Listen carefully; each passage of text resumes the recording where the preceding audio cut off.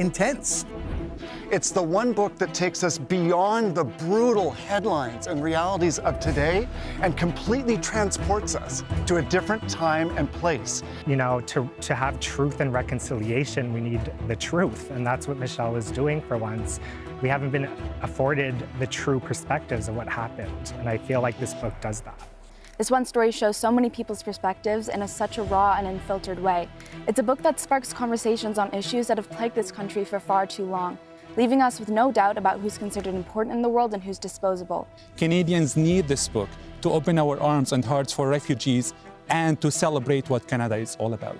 It's such a heartful book. It's such a book of reflection, of growing, of learning from our past mistakes as a nation and what we need to do as a nation going forward. On day one, all of the books took center stage, and there were 4. Life in the city of Dirty Water is eliminated. It's day 2 of the Great Canadian Book Debate. We said goodbye to the first title yesterday. One more will go today. Which one will it be? We're on a quest to choose the one book all of Canada should read. And this year we're looking for one book to connect us. Well, I'm just amazed to hear Tarek start his argument with hope, because I felt like this book was not hopeful at all. Oh my God, you're living and breathing with those people jumping off the boat. But then it kind of, beyond that, I started to feel like it was more like a Hardy Boys book almost, right? Like, you know, the mystery, it's going, okay, well, now we're running down the beach and we're gonna jump over this and jump on that. And Because the topic of refugees has been politicized by populists who turn anxiety into votes. And when you ask them about the reason, they point about to immigrants, to refugees, and they give you slogans, they don't give you solutions. And I think that was really the power for Strange Paradise, is to deliver on that topic very, very lightly, in a way that connects and humanizes refugees in a way that no other book that I have read that tells my own story. I feel like a lot of the book leads up to this relationship between Washington and Titch, and half the book is him trying to find Titch and get that answer. Why did you abandon me? You know, you were my mentor. And so there's all this climactic build up to that. And when we get there, he won't give him an answer, and we don't know what happened. And for me, I'm not saying every story needs a happy ending, not at all, but I didn't get a takeaway. Most people use reading as an escape, and having that escape, it felt like within this book sometimes I wanted the escape from the escape. But I completely agree with that it needs to be told, and the topic is so incredibly important. Okay, it is time to vote. Oh God, quick. Wow. Going fast. Panelists, you have your ballots in front of you. Please mark an X beside the book that you want to eliminate from the competition. Suzanne Simard, it is in your hands. How did you vote? I voted What Strange Paradise. And with that vote, What Strange Paradise is eliminated. And there were 3. On day 3, the tensions ran high. In Five Little Indians, I really felt that the book was a little bit flat and the writing was distracting. Okay, we'll have to leave it there. Oh God, you can't leave me like that. You got some good. You got some It good. happened to me yesterday. You have 30 seconds. If you have 30 seconds, Yes. Yes. No, I just wanted to say, I think you're wrong. I think Michelle, in fact, took very much sensitivity to make this not shoving emotion in your face. If she doesn't know who she is, how are we able to? She is a storyteller. And I disagree with who was, I think it was Christian that was saying it was a bit, you know, that Bing's mom, you know, she loved him from the very start. That's true, but, you know, as a mom, you just do. And I think a book that can give you that kind of insight is really powerful. In the Scarborough plot, you know, a lot of the characters do overcome their differences, and there is beauty in that. For me, though, sometimes it was a little bit simplistic. It is time to vote. Oh my gosh. Oh, I really wasn't ready for that I'm not today. ready I thought there was like either. another little block. We get a second.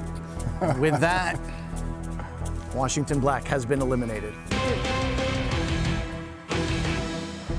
Now the stage is set. I'm ready. Are you? 5 books, 5 champions, 1 winner. What is the book to connect us? Canada Reads 2022, the finale. This is a CBC special presentation, available in described video.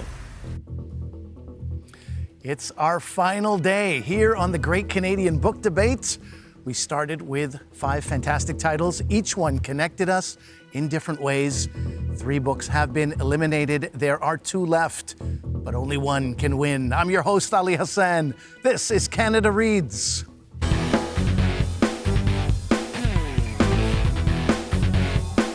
This is Canada Reads, Canada's annual title fight.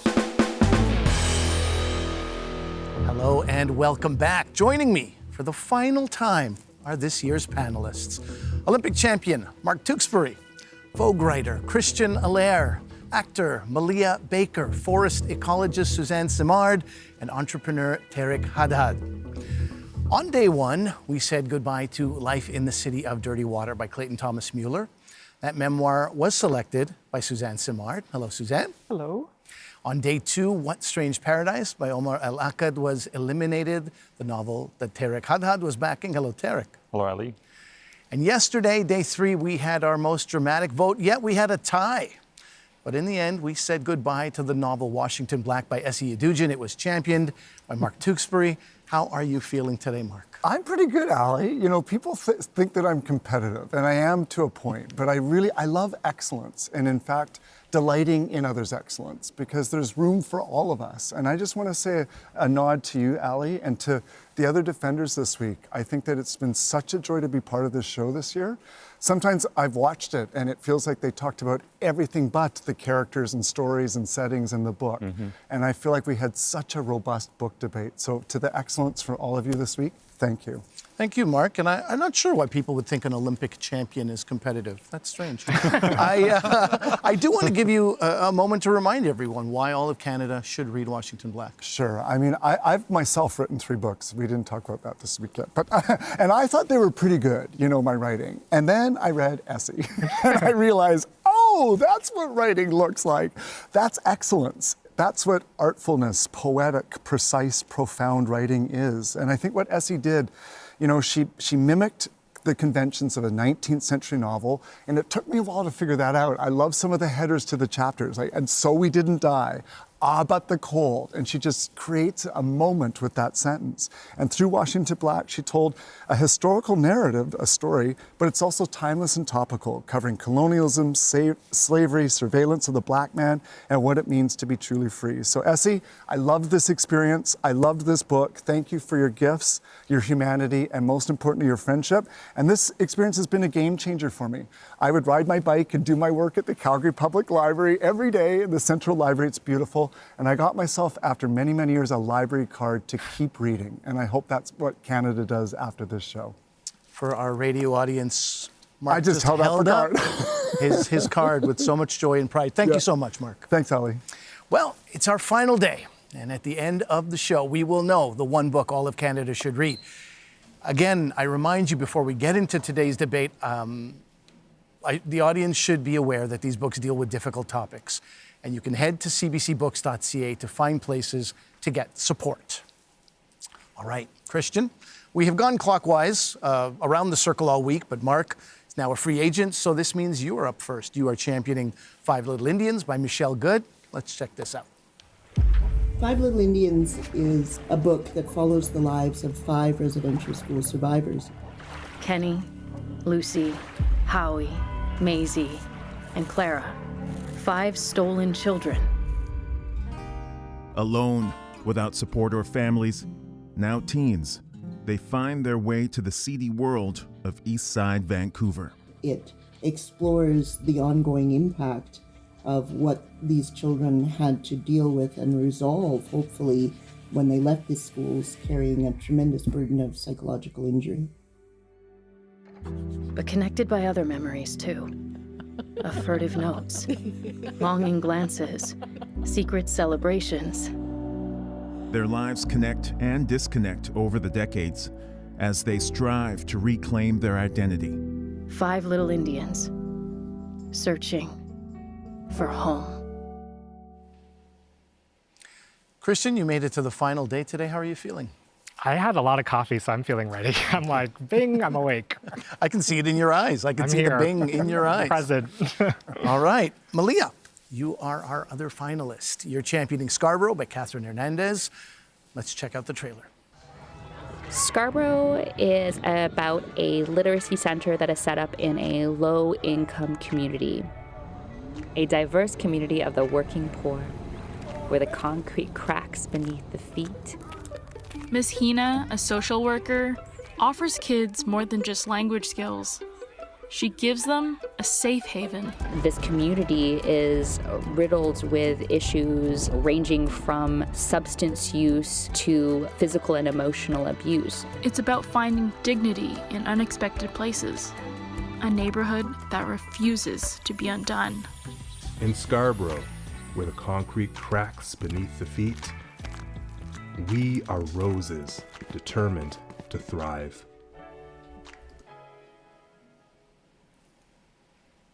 Malia, how are you feeling today? I'm feeling good. I didn't have as much coffee, did have a cup of tea and some of the chocolate Tarek had provided, so feeling good still. All right, thank you, Malia. Well, there you have it. The final two books are Five Little Indians by Michelle Good, championed by Christian Allaire, and Scarborough by Catherine Hernandez, championed by Malia Baker. And it is up to Christian and Malia to convince our three free agents today why the book they chose should win. It's time to debate.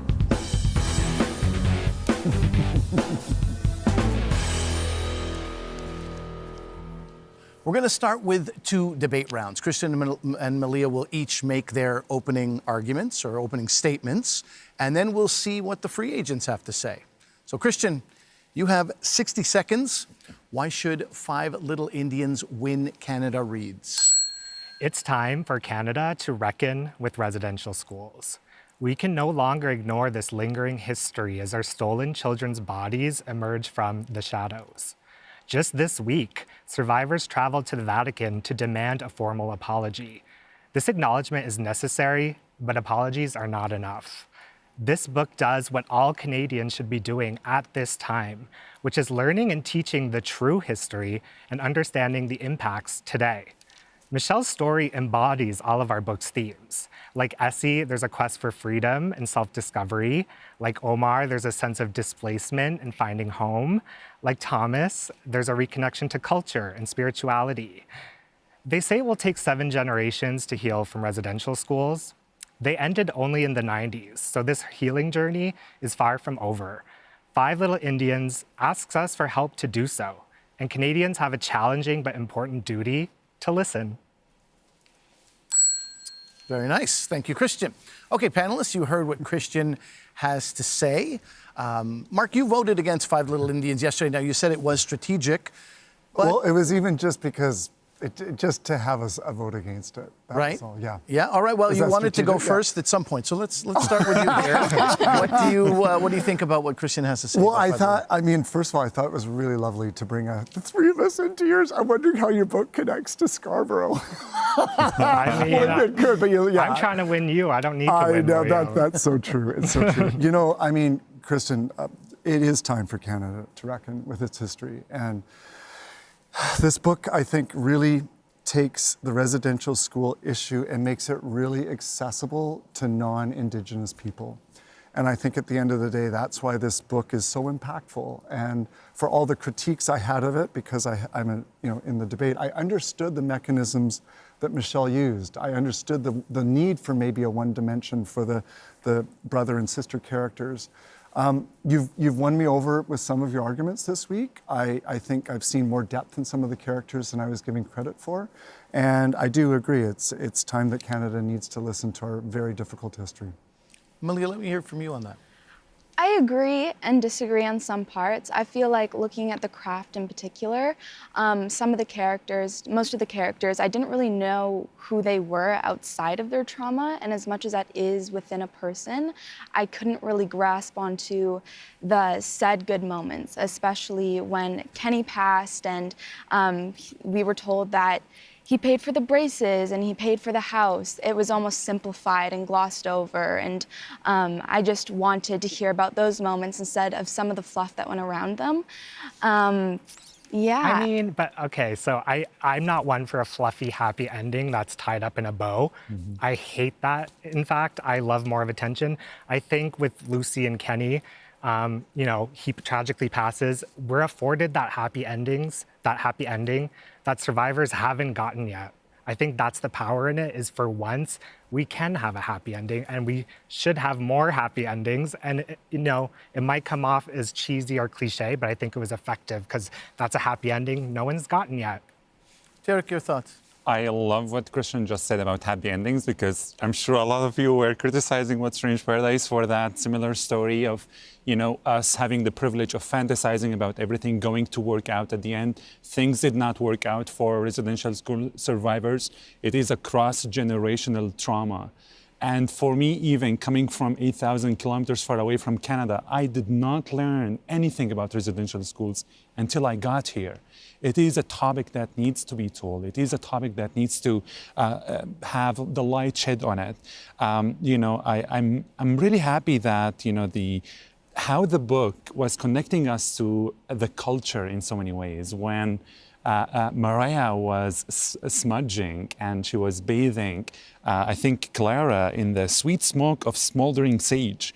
And the descriptions in the book were absolutely vivid. I talked yesterday about the writing, that it was distracting in so many points, but the book tells absolutely incredible and touching story and touching tale. And I'm so happy to see Five Little Indians in the finale, but there are still many more topics to discuss about the book. But the last point I want to make there is that, we certainly need to move into the light, and we need to move into the healing, and that book certainly brings us there. Okay. Yeah, I loved Five Little Indians, and I loved the characters because their humanity shined through so well.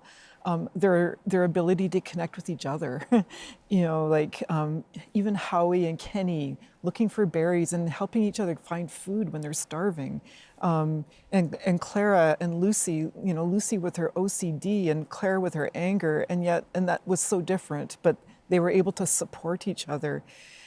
And, why is that humanity so important? Because they've been through so much. And I think as a nation, and I like what Mark brought up today about what's going on this week with, with the Pope and trying to reconcile what happened in the past. And I think it's really hard we're struggling with reconciliation. And I think it's because we don't really understand what led to this inhumanity. That brought out this grieving humanity that they had to struggle to save their own lives. Where did that inhumanity come from? And, I think the more we can shed light on that, the better. But, one thing is, and I just learned this morning, is that there in the 1400s, there was a papal decree that said that First Nations people didn't have souls. And that allowed in our, this basically the genocide that happened, right? The murder, the rapes, the dispossession from the land, and that First Nations land is no one's land, and if no one's there, it's there for the taking. That allowed basically, like I said, the dispossession of the land, and women, right? Why were women? I'll just finish, right? Why are women targeted with murdered and missing Indigenous women? Why have we not resolved this? And again, that goes back to this history that women are seen as the bottom rung. And why is that? It's because actually in First Nations culture, women are the keepers of the land. And so if the land is sought after by the colonialism, they target the First Nations women. So understanding that history is just so important. We'll have to leave it there for this round. I know you were chomping at the bit, Tarek, but there will be opportunities today to talk. That is it for this round. Malia, it's your turn. You have 60 seconds. Why should Scarborough win Canada Reads? I believe there is a general discomfort in Canada of discussing Indigenous history and topics, and so it makes it challenging to want to speak against something we know is so relevant and needed. But we have to remember we're talking about a book, and that it's okay to give critique. That is what is needed for today. But first, I need to tell you why Scarborough is the book that Canada needs at this moment in time. As a reader, you don't ever really expect to find the book that when you put it down, you realize your mindset has been changed. I feel that Scarborough was the only book to really fully do that. As a reader, wherever I went after this book, I could see humanity. I could see reasoning behind hatred, understanding distrust and resentment of people who have been repeatedly failed by the systems. I could now see shared feelings and experiences as regardless of age, class, gender, and race. I know that we all needed this. We need to see our connection in anger and resentment and use that as a newfound community as a fuel to choose love. I believe that there are pillars necessary to move beyond the us and them mind frame so that we can truly take the next steps towards healing in this country. Thank you, Malia. All right, panelists, you just heard what Malia had to say. Now, Christian is the only panelist this week to vote against Scarborough, but since he's the other finalist today, I'd like to get some words from our free agents. Tarek, why don't we start with you? I think it was absolutely important to tell the story in Scarborough, talking about all the topics of people living in poverty, marginalized communities. And for me, it was an eye-opener. It was a page-turner. I absolutely loved going through it. But what I wanted to touch on throughout Scarborough is the true meaning. We discussed yesterday the true meaning of home, but we did not really connect it to that book. And authors usually do connect to us with home in two ways, you know. The first one was to draw us that beautiful image that makes us homesick, you know, that what home means to us.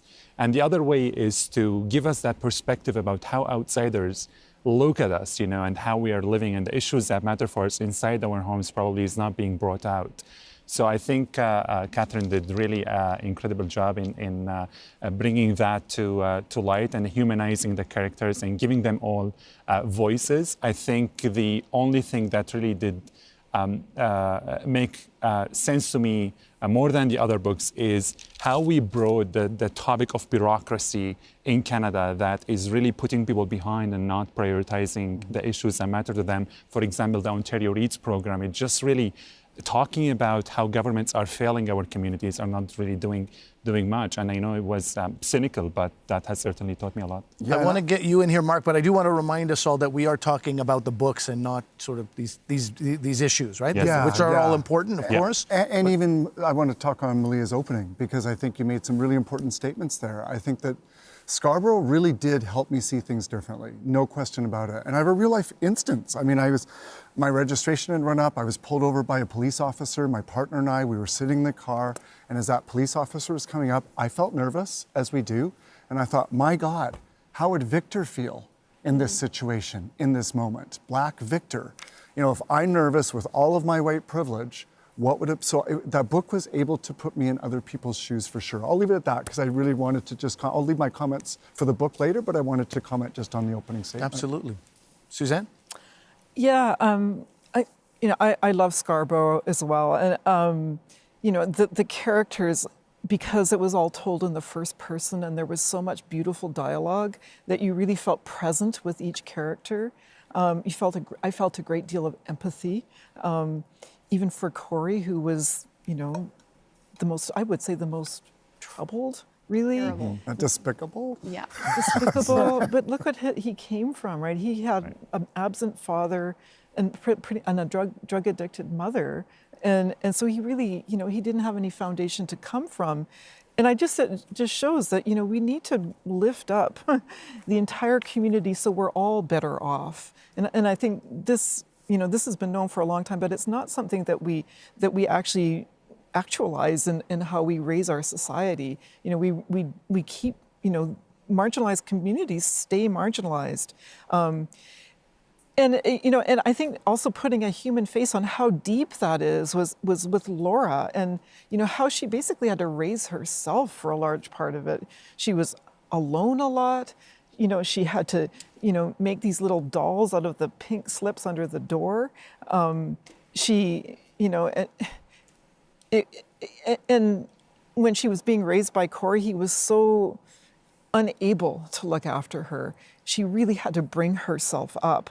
And it just shows, you know, how much we need to do for people in Laura's position. Christian, let me get you in here, and then Malia, final word to you before Yeah, we I wrap mean, up. you mentioned all the characters are in first person. It actually fluctuates between third and first, which I noticed, which I think maybe was obviously a deliberate choice, but I think it just made you care for some characters more than others, unfortunately, with that choice.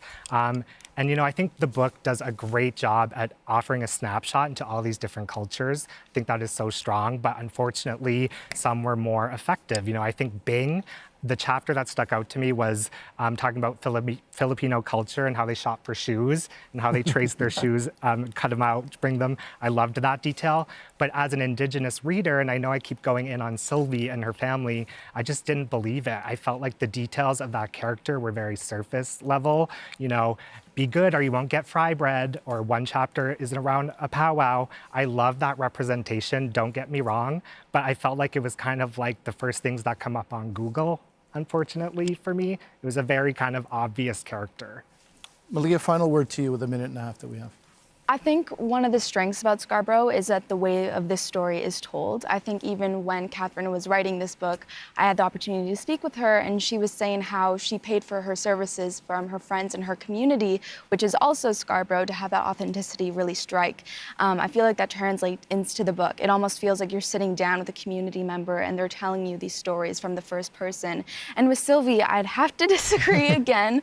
I just got to do it justice. I think since she has, like I said yesterday, she has been looking so much for others that she hasn't had the opportunity, especially living in this shelter in itself, she didn't have the opportunity to focus on herself or her culture or anything that comes with being her as just a being. And she grows up, and I feel like with that time jump, it kind of leaves the reader's subjective mind to know maybe she did find herself, maybe she did find more of her culture, maybe she did resurface all that she's been pressing down. And I think that's just one of the great things about Scarborough is the subjectiveness between that time jump with Laura leading us through what happens in the future. All right, that's it for this round. Now, Canada Reads is always intense, especially this final day, and the debate is not close to over yet. But let's take a minute before we get back at it. Christian and Malia, we have a surprise for you. Hi, Christian. It's Jeannie Becker here from Fashion Television. And I understand that you were a big fan of the show growing up, and that makes me so very happy because I'm a big fan of yours. You're a wonderful writer yourself and a true artist at heart. I know you're going to kill it. I have every faith in you. Hi, my name is Momona Tamata. I play Claudia Kishi on the Babysitters Club. Malia, you continue to amaze and inspire me, and I know you're going to be absolutely amazing because you always are. I envy your bravery, and I genuinely don't think there's a better person to represent our generation as much as you. I'm sending you my love, and good luck! Christian, I am so proud of the way that you've advocated. You've been honorable, respectful, and regardless of the outcome, you have amplified the message of this book, the necessity of understanding the truth of what's been done to every single Indigenous person in Canada. You have strength, wisdom, insight, and you're doing a terrific job. Miigwech. Malia, oh my goodness. Am I ever proud of you? Oh, this is such a nerve-wracking experience, and I'm just amazed by you. Thank you so much for choosing my book, for believing in the message of the book, which is that the community members are what makes a community, and that when we choose love, we can get through the most terrifying times. Thank you, thank you, thank you.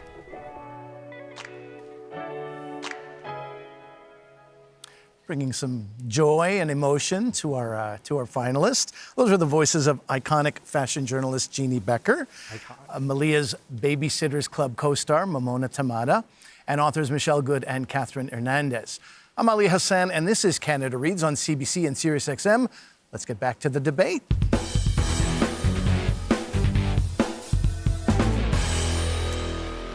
We have two books still standing, Five Little Indians by Michelle Good and Scarborough by Catherine Hernandez. I want to ask you this. Malia, let's start with you. How is Scarborough better at taking you inside the hearts and minds of its characters?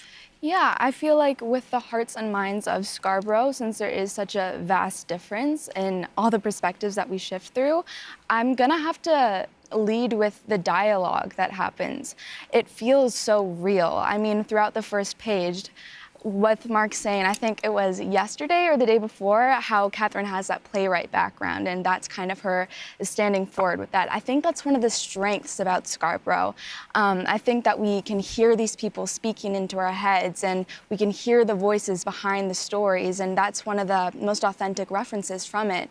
Yeah, that's really what I'm going to lead with. I have a point. I think the dialogue, I agree, was the strongest part of the book. I loved the dialogue. I could imagine these conversations. I also think that was kind of its biggest downfall. You know, I think the structure and the building up of the character arches were not there.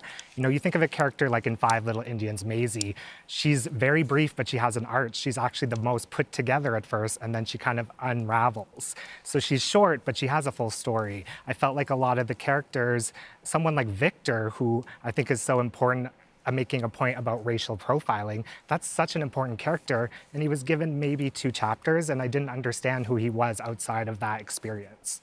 Aaliyah, what's your response to that? My response is, it's interesting that you say that because Five Little Indians was the only book that I also read in addition to a paperback as an audiobook, because while I was reading, I didn't feel like people spoke that way. I felt the dialogue was something that kind of took me out of it, and it would have been way more committed to the storylines if we kind of had that background, because it just felt very inaccurate to how people speak in day to day. And so having you said that and having kind of the Victor background that you were talking about, I feel like she made a point of speaking about it, but not too much that he became such a sole focus of the book. I mean, we're talking about 3 young kids and their families and how they expand throughout their communities, especially when Laura passes. We see how a community reacts to a tragedy. I feel like cities like Scarborough that are all over Canada and in the world as a whole, they're ruled how they're seen on the news. And with that being said, you never really hear the perspectives and stories within that story in a real and raw way. And so with Victor, I feel like Catherine did an excellent point of speaking and giving us a glimpse into it, but not so much that it took us out of everything else and focusing on a new story. I just don't know if he should have been introduced then, because it's almost like you get so little that it's like, what's the point? Well, Mark, let me ask you, how is Scarborough better? In what ways is it better in taking you inside the hearts and minds of its characters? Well, I think, you know, I remember reading Scarborough, and it was around page 84 with Corey, and I was like, oh my God, such racism. I couldn't believe what I was reading. It was quite jolting, and we're all in it. Don't worry, everyone's represented in the racism. There's something for each community or minority. But I think like it got us in that despicable character that gave us a really good point of view to go through all sort of context of this person in this larger community. I also thought was really great, you know, there's this very elegant scene, not elegant, it's kind of brutal, but Edna is going to wax this guy that comes to see her. And he's a police officer that is abusing such authority. He's abusing his gender over her, his position, he's a policeman, his sexuality. And she gives it to him. She just doesn't break for anything, and she just keeps waxing him to the pain. And I thought it got my heart. It was a very lovely way for a little bit of justice in a book that doesn't have near enough. Very nice. Tarek, let me get your thoughts on this. I really appreciate what Malia had to say about Scarborough, but certainly I did not feel that the book was good at communicating that message to me and really connecting me to the minds and hearts of the characters, because we were always jumping between one character to the other. And certainly the book was busy with all of those characters and hearts and messages. I have a motto in life. It's ROK. It's return on kindness. And these characters were trying always really to climb that ladder towards whether freedom, towards home, towards community, towards greed, towards desire, towards all of those things that usually separate us. So that was really the only thing I felt about Scarborough. But I also felt that there were some, as much as I loved the book, but there were some blind spots, you know, of the characters to not tell their true selves. And usually you jump to snap judgments. Let me pivot here. New question for Christian. How is Five Little Indians better at revealing our shared humanity? Well, I think on first glance, you might not be able to humanize with a residential school survivor if you haven't been to a residential school, but this book manages to do that. It puts you quite literally in their shoes. I think that's been the big issue around survivors, is people are either too afraid to ask their experiences or just don't want to go there. Michelle makes you relate to them, and I think she does that. A big important way she does that is through humor. I think we all use humor to cope here. That's just a human thing. And I think that's a very Indigenous thing, is laughing through the pain. Like, I don't know, I think of that scene between Lucy and Clara, where Lucy's talking about, you know, if I have this baby, will they take it away from me? Very poignant moment. But before she says that, she goes, "You're gonna think I'm stupid for saying this." And Clara goes, "I think you are stupid." Like, that kind of deadpan humor is so amazing, and she uses that for us to relate to them. I think it's very effective. Let me get your thoughts, Malia, on this idea. I think I love that the characters are so sympathetic, and I think that we can really latch onto that empathy and feel for them. With that being said, I'm gonna go back to what I kind of started with this, is I didn't know who they were outside of that. I had no idea even the smaller things, you know? I felt like what you said about having that humor to latch onto, that was something that really broke up the book, and I appreciated that and I respected it, because I think we needed that to be able to go into this with full eyes. But it really just brings me back to the emotional response versus the actual quality of the book, and the pacing especially that goes through it, especially when we figure out that it jumps around 15 years, you know? The only way that we can really tell what has happened is by Kendra's age. And with that being said, I don't think we had the personal connection enough to Kendra that we were able to share the perspective with her and share those shared emotions and feelings. But we didn't really know anything about her, so it didn't really click for me, which didn't really add the humanity. I thought she was a symbol. She was a symbol of carrying forward the bloodline. I don't know if she needed a full story. We have Lucy's full story. I think Kendra's a symbol of carrying forward the Indigenous family to the next generation after trying to be eliminated. Suzanne, you mentioned humanity earlier, and that is what we're talking about, the humanity in Five Little Indians. So I wanted to get your Yeah, you know, one of the most impactful things for me is the taking of the little kids when they're 5 or 6 years old from their mums and dads, and those scenes of going back to, you know, like Clara hearing the angels in the trees, and later the glass bottles at Mariah's place. Those scenes of home, you know, and then being ripped away. And then there was this period of time where there was no one to bring them up. You know, the brothers and sisters were abusers. They weren't parents. And I mean, I'm sure that there was a lot of nuance in there that was absent from Five Little Indians about the lives of the nuns and the priests and so on. But that wasn't the point of the book. The point was the absence of parenting, absence of culture, in fact, the taking away of it. And then I think that what really then brought it home, the severity of this, was not just their recovery or their attempts to pull their lives together, is when they went back to find their mums and dads, and how difficult that was, and how ripped apart the mums and dads were as well. Like, their lives were also destroyed, or, as you know, I mean, they carried on as best they could, but that was heartbreaking. And I think just knowing that length of a decade without your mom and dad in that most crucial period, it's just heartbreaking. And the kids being sad because they thought their parents didn't come to find them, and they didn't know that their parents had no idea where they were taken. It just like makes that, your- and the cruelty to children in Five Little Indians. I mean, it's hard hitting. It's a simplistic book, but that part is like a bat. It's like, oh, it's so hard to read. And I just want to say, we haven't talked enough about Howie. Howie was one of the great Five Little Indians as well, because he's the one that says how many others can't stand their own thoughts. And I think that links to a lot of humanity. He said, I'm going to be the one that speaks out. And I loved his integrity, and I loved his bravery to do that. Thank you all. That's it for this round. Well, books have the power to change the way you move through the world. You have all mentioned that to some degree. This week, as we head into the vote, I want to pose this question. How did these books change you? So let's start with Five Little Indians. How did Five Little Indians change you? Suzanne. it just gave me such a deep appreciation of what, people are facing as they try to struggle through, and that what we as a nation have got to come to grips with, because we all have to work together to get through pandemics and wildfires and economic depressions. We need all people on board, and we can't until we fully recognize the truth of what happened in our past. So for me, it was about the truth, and it just hit me like a brick wall. Derek? We usually say what doesn't kill you makes you stronger, and that's a song. But when it comes to talking about Five Little Indians, I don't think really what did not kill those survivors made them stronger. They did not teach them any skills. They did not really give them any means to survive or to thrive in life.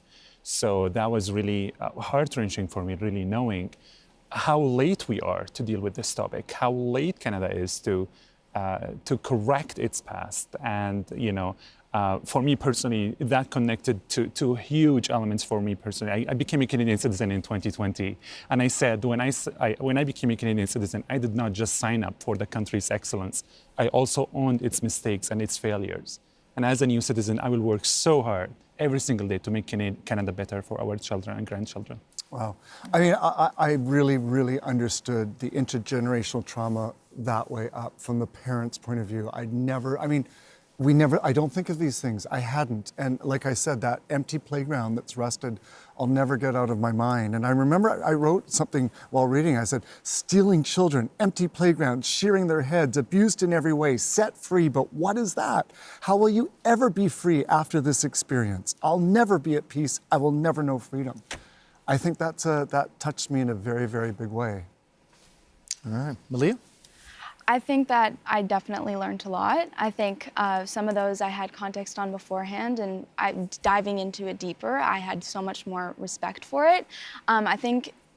I thought it interesting when you, in your pitch, you said learning and teaching the true history, because it's so true and that is so needed and it's so relevant. And that's why I think, jumping back to the topic that I think we were talking about yesterday, of the curriculum-based focused on that, and having that be the context to share this book would be fantastic. So that's what I'll say. All right, Kristen, final word to you on this round? You all nailed it. And I'm really actually touched with what you said, and recognizing that being a citizen of this country, we do have a duty to do these reparations, even if you didn't have a hand in it. I know a lot of people don't want to assume the guilt. It's not about that. It's about us coming together as a country to acknowledge this happened and helping us move forward all together. That is it for this round. Let's turn to Scarborough now. How did Scarborough change you? Mark, let me ask you first. Sure. I mean, any of us in TV have had to go to agent court out in Scarborough and drove to that part of the city. And I admit, I never saw the community behind the high-rises. And I think this book was so effective. I think it really showed us what's behind policies, the emergency crises that is happening in this country for people that are living in poverty, the impact of a lack of affordable housing and gentrifying neighborhoods that are pushing poverty out. And it put many, many interesting, diverse faces for me to understand that experience, and I greatly appreciate it. I drove into the city this time looking at my surroundings completely different than I ever have before. Suzanne, how did Scarborough change you? Well, I'm just going to talk about something kind of funny, and that is seeing, white people through the perspective of immigrants and First Nations people. But I always think about, Ma, and she's doing her foot scraping, and there's the white woman that's her client, and she's scraping off the skin off of her feet, and the woman is just like, giggling and ticklish, and then Ma says, "Oh, these white people, they don't know what to do with their pain," or it all comes through giggling.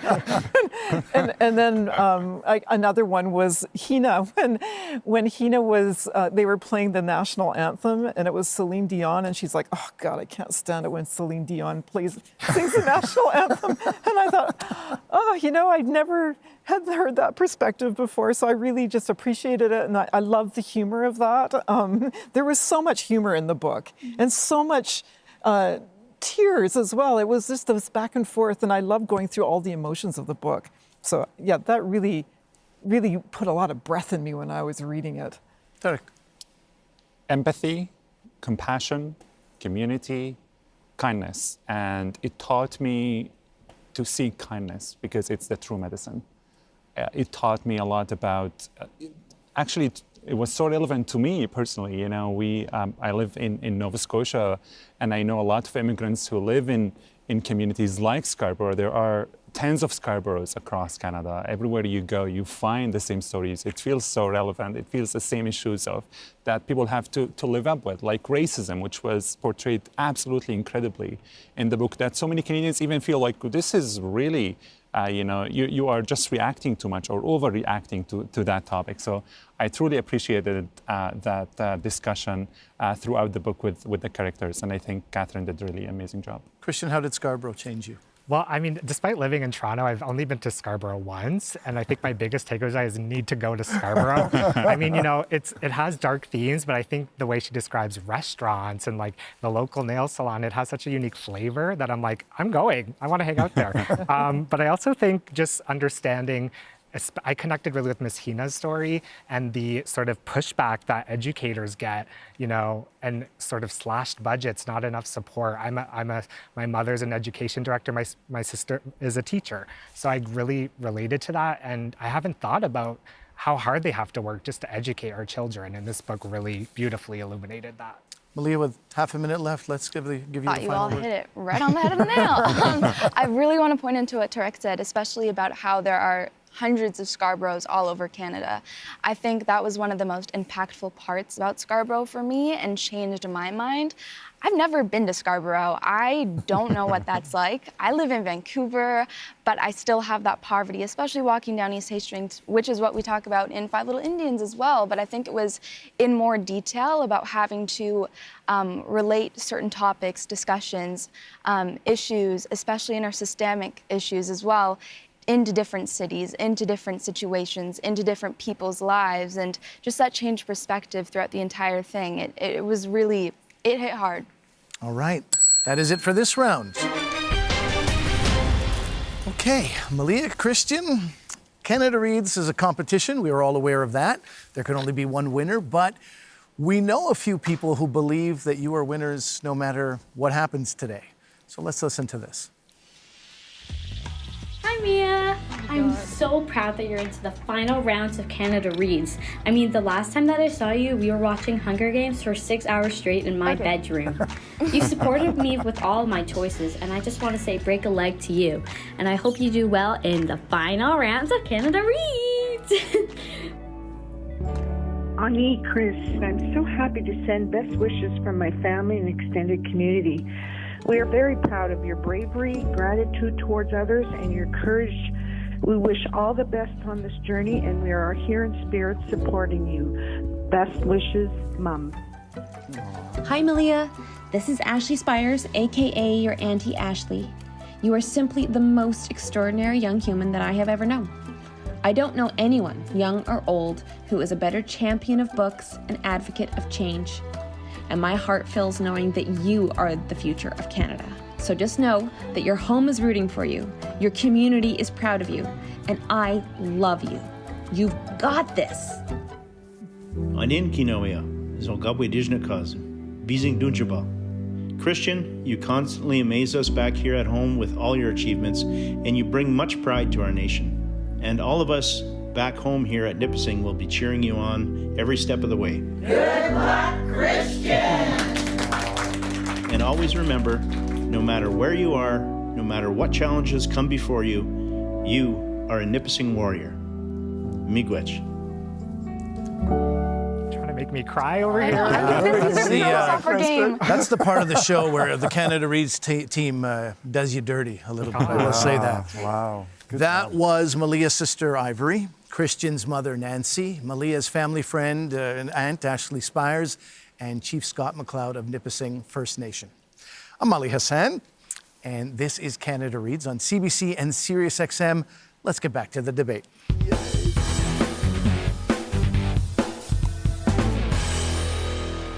Christian and Malia. I'm going to give you both a chance to respond to what was said today, a final word before we head into the vote. So Christian, this is your last chance to make a case for Five Little Indians. 30 seconds are on the clock. Well, the theme this year was one book to connect us, and I think, it's hard because we may not see all of ourselves in these characters, but the way that it connects us is it calls out our role to empathize with them. It's not, my friend Karina told me this, discomfort is progress. And I think that's the way we have to connect with this book. We have to be willing to be a little bit uncomfortable in reading their truths in order to understand our first people. Thank you, Christian. All right, Malia, one last chance to defend Scarborough. 30 seconds are on the clock. I really believe that the pillars necessary to move us forward with love, empathy, and connection lie in Scarborough. As much as I loved Five Little Indians, I don't think it's the book to connect us yet, and I'll emphasize on yet. My thoughts are, how are we able to validate this trauma and truth when we can't even see each other as humans first? Scarborough is that human step that is definitely needed. Thank you, Malia. All right, panelists, that is it for this year's debate. Wow. Books away. It all comes down to this. It is time to cast your final votes.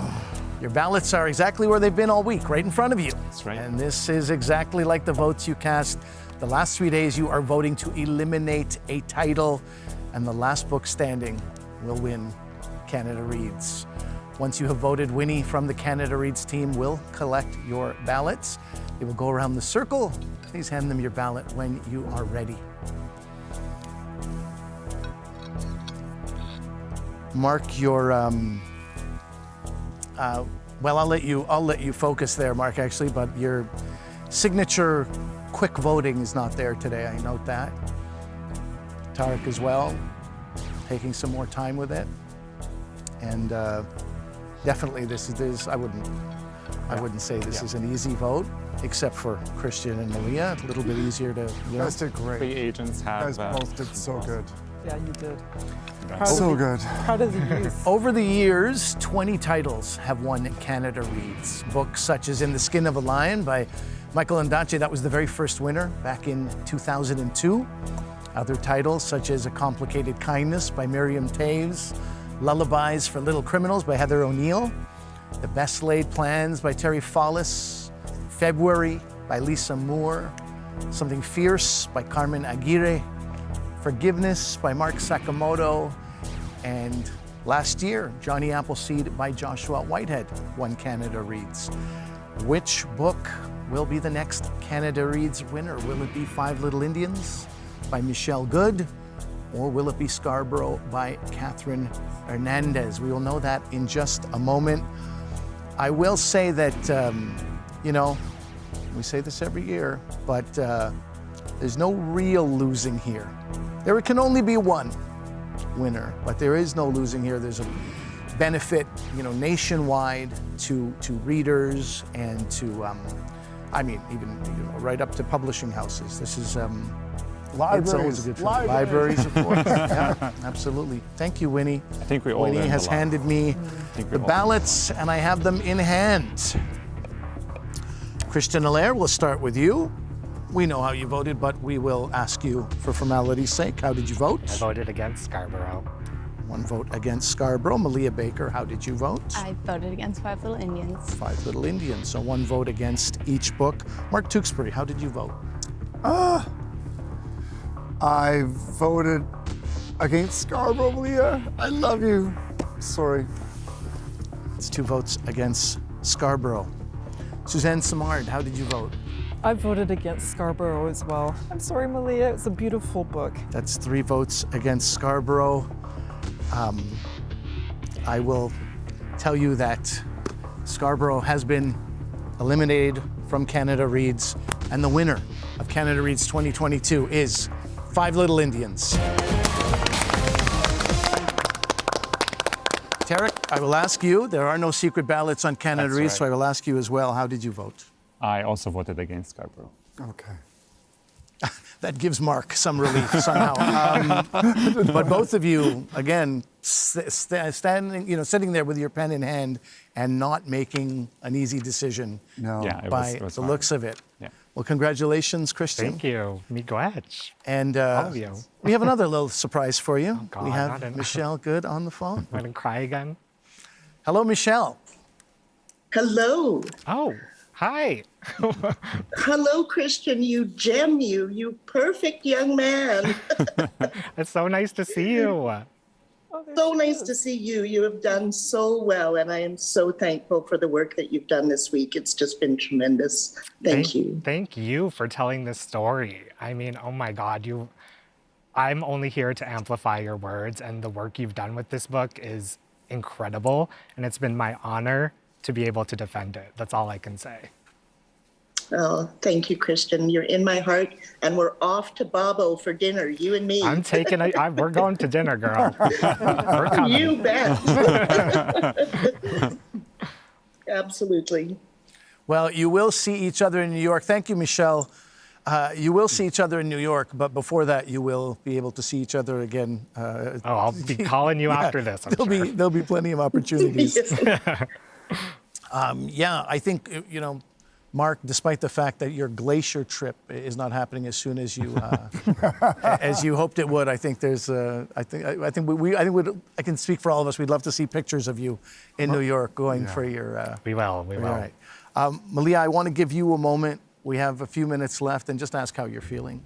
Yeah, I mean, I think I already feel really accomplished. I think with Scarborough, we've come so far. Catherine, we've come so far, and everyone on that team feel really good about it. And I already went into this knowing that whatever happens, I've made it to this far, and I'm just so honored to share the panelists with all you guys. You have all been so incredibly, just incredible, the conversations that we sparked, the issues that we spoke upon. I think people watching and people who will be reading the book are going to be able to take things regardless of whatever the outcome was.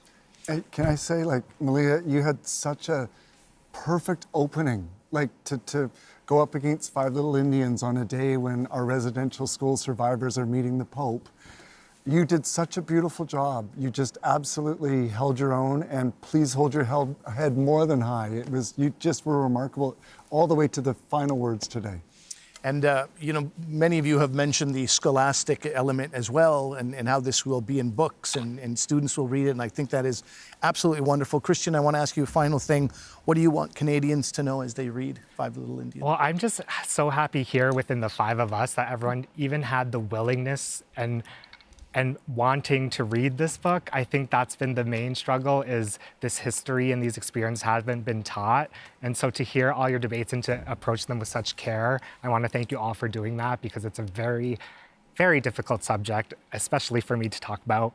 And so now I hope all Canadians open themselves up to that. I think, like you said, a lot of Canadians struggle with reconciliation.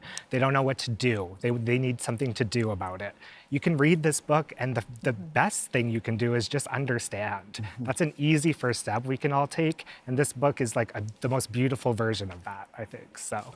Thank you, Christian. And for those of you who do want to learn and do want to understand, your libraries, as Mark mentioned, are there for you. Curio.ca is there for you, CBC's educational content, and of course, bookstores all across this country. There you have it. Canada Reads 2022 is complete. Well, Five Little Indians, championed by Christian Allaire, is the winner. The one book all of Canada should read. You can find out more tomorrow morning on Q, when both Michelle Good and Christian Allaire are on CBC Radio Q. And I want to give a final heartfelt thanks to this year's panel. You were all incredibly impressive, and you really brought it. Mark Tewksbury, Christian Allaire, Malia Baker, Suzanne Simard, and Tarek Hadhad. Thank you all, and thank you for joining us this week. I'm your host, Ali Hassan. Until next time, read on, Canada. Yay, Ali!